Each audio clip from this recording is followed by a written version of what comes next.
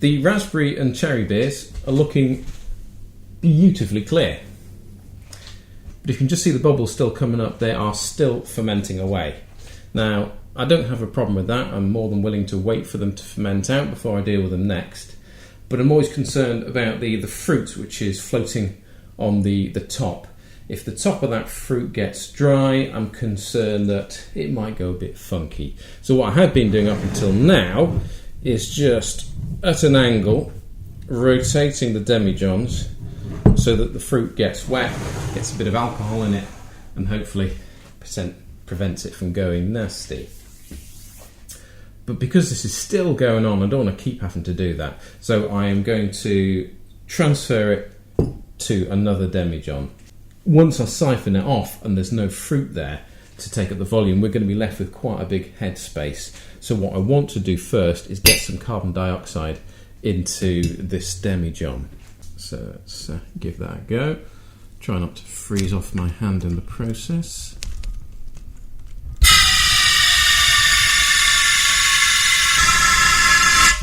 Sure, that'll do the trick.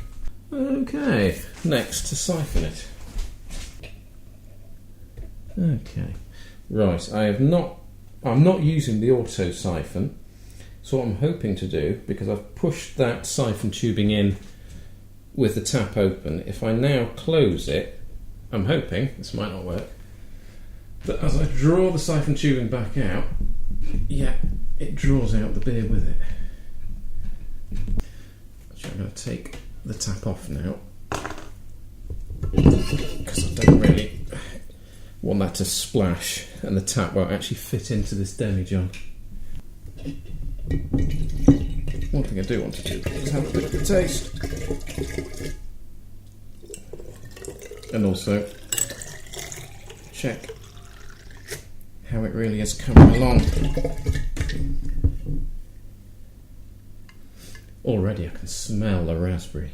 Beautiful.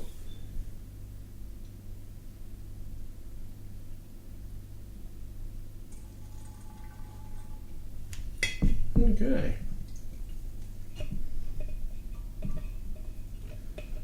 There we go. Obviously some bits of raspberry have come through, but I'm hoping that's not going to cause a problem.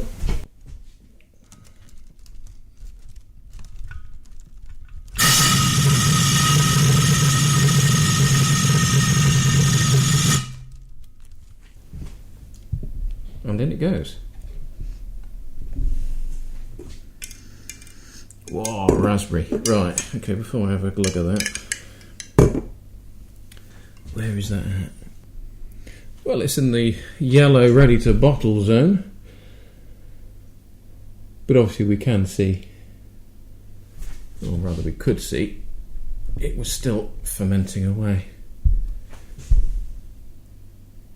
See, what I wasn't sure is whether it was still fermenting away because the yeast was just acting nice and slow, taking its time, or whether, because I had used whole frozen fruit instead of making it into a puree, that the sugars were just gradually leaching out, drip feeding sugar into the beer.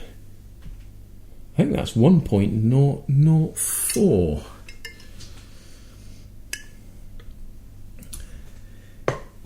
Which is pretty low, so I might be not that far off being able to bottle it.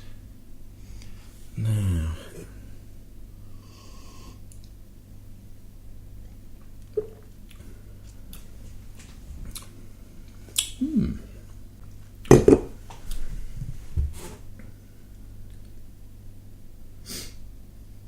that just needs to be carbonated and chilled, and that would be a very nice drop. Things are looking good.